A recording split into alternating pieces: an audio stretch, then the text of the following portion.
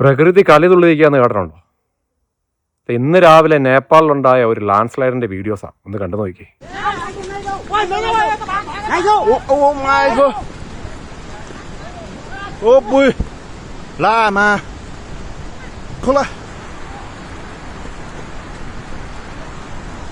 Oh my god, Mario.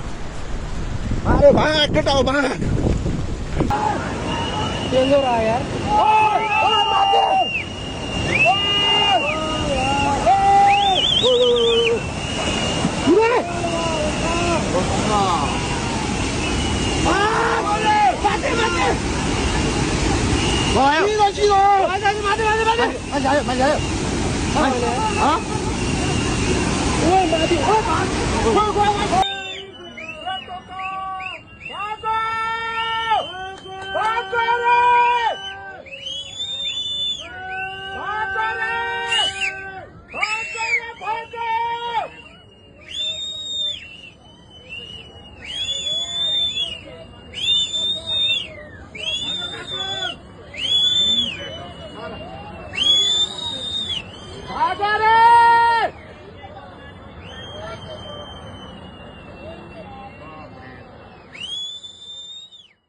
ഏകദേശം 160 പേര് മരിച്ചു, 100 കണക്കിന് ആൾക്കാർ മിസ്സിങ്ങാണ്.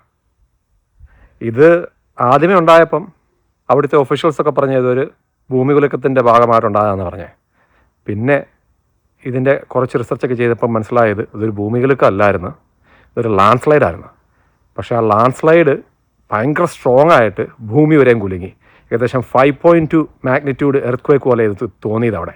ഈ ലാൻഡ് സ്ലൈഡിൻ്റെ കൂടെ ഈ മഡും പിന്നെ അവിടുത്തെ ഗ്ലേഷ്യേഴ്സിൽ നിന്നുള്ള ഐസും പിന്നെ വെള്ളം എല്ലാം കൂടെ ഉരുണ്ടിങ്ങി വന്നേ, പാറകളൊക്കെ. ഏകദേശം 70 km/h സ്പീഡിൽ ഇത് വന്നേ.